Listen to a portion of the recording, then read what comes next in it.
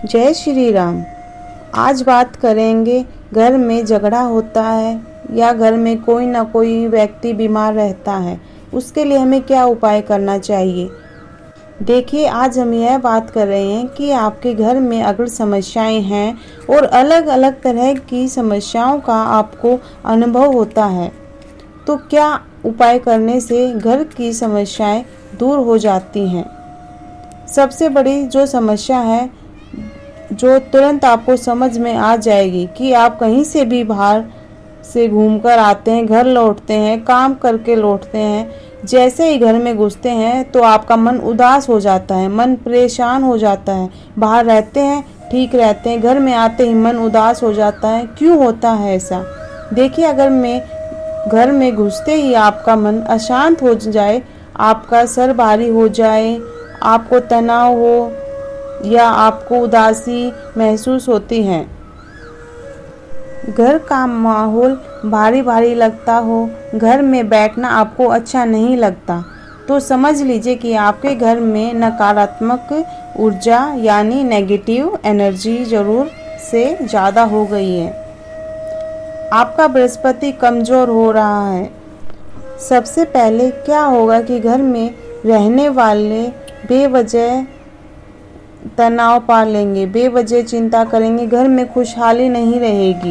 अगर ऐसा होता है तो घर में पूजा स्थान पर बैठकर मंदिर में रोज सुबह शाम जोत लगानी है। शाम को पूरे घर में गूगल की धूप या अगरबत्ती जलाएं और 1 सप्ताह तक रोज जाना शाम को करें। हो सके तो हर कमरे में अगरबत्ती को थोड़ी देर के लिए रख दें। इससे घर में जितनी भी नेगेटिव ऊर्जा है वह खत्म हो जाएगी और आपके घर में आपका मन लगना स्टार्ट हो जाएगा। आपको अपने घर में अच्छा लगने लगेगा। कई बार ऐसा होता है कि घर में इलेक्ट्रॉनिक के सामान लगातार खराब होने लगते हैं। ऐसी खराब हो गया, फ्रिज खराब हो गया, माइक्रोवेव खराब हो गया, कुछ ना कुछ खराब होता रहता है। तो क्या करें? तो पहले जानते हैं कारण कि किस वजह से होता है। देखिए, अगर घर में इलेक्ट्रॉनिकल जो भी सामान आपका लगातार खराब हो जाता है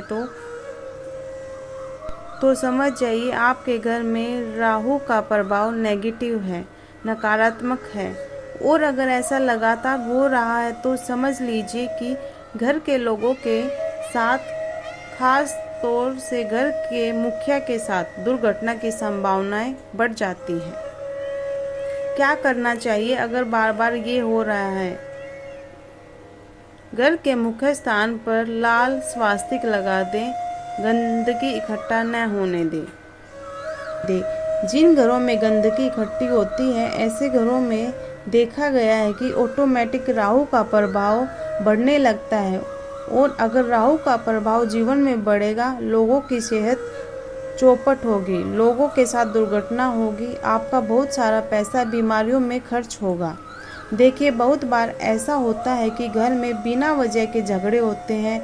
माता पिता बच्चे में रहते हैं झगड़े, बच्चों में आपस में झगड़ा रहता है, पति और पत्नी में झगड़ा रहता है, तो घर में विवाद होते रहते हैं। यानी घर में किसी न किसी कारण से चीख चिल्लाहट मची रहती है। लोग जोर जोर से लड़ते हैं, रोते हैं, झगड़ते। घर में बिल्कुल भी खुशहाल माहौल नहीं रहता, एक दूसरे की वो बात भी नहीं समझते। घर में बार बार बिना किसी कारण के झगड़ा हो जाता है। लोग चीख चीख कर तेज आवाज़ में, ऊंची आवाज़ में बात करते हैं। वाद विवाद इतना बढ़ जाता है कि लगता है अब रिश्ता टूट ही गया है। मन मुटाव बढ़ जाता है। बच्चे अपने माता पिता से दूर हो रहे हैं, बच्चों में आपस में तालमेल नहीं है, सदस्यों में मन मुटाव बढ़ गया, घर के झगड़े हो रहे हैं। तो समझ लीजिए कि आपके परिवार में मंगल की स्थिति बेहतर नहीं है। वैसे तो आपके घर में अगर किचन में प्रॉब्लम हो, किचन खराब हो, तो यह स्थिति बन जाएगी। और अगर मंगल कुंडली में खराब हो या मंगल का नकारात्मक प्रभाव हो तो घर में किच-किच, कलह कलेश, झगड़े जरूर होंगे। क्या करना चाहिए? देखिए, ऐसे घर में रहिए जहाँ सूर्य का पर्याप्त प्रकाश आता हो, वो बहुत ज़रूरी है। और जिन घरों में सूर्य का प्रकाश नहीं आता वहाँ पे कलह जरूर होता है। घर में पर्याप्त सूर्य के प्रकाश की व्यवस्था करें। आजकल सूर्य का प्रकाश लाइफ है, जीवन है, और शनिवार की शाम को घर के सभी लोग मिलकर के सुंदरकांड का पाठ करिए। हो सकता है शुरुआत में सब लोग ना बैठे, 2 ही लोग बैठे, 3 ही लोग बैठे, जितने भी लोग बैठे स्टार्ट करें। शनिवार को आराम आराम से पूरा परिवार बैठ जाएगा और सुंदरकांड का पाठ करें तो बहुत हद तक यह समस्याएं समाप्त हो जाएगी। बहुत बार ऐसा होता है कि आपके घर में बीमारी जाती ही नहीं है, छोटा बच्चा भी बीमार, खुद भी बीमार, पति भी बीमार, माता पिता भी बीमार, घर में काफ़ी पैसा बीमारियों में, जांच में, दवाइयों में खर्च हो रहा है, और यह एक बार नहीं बार बार हो रहा है। तो आप समझ जाइए सूर्य कमज़ोर है।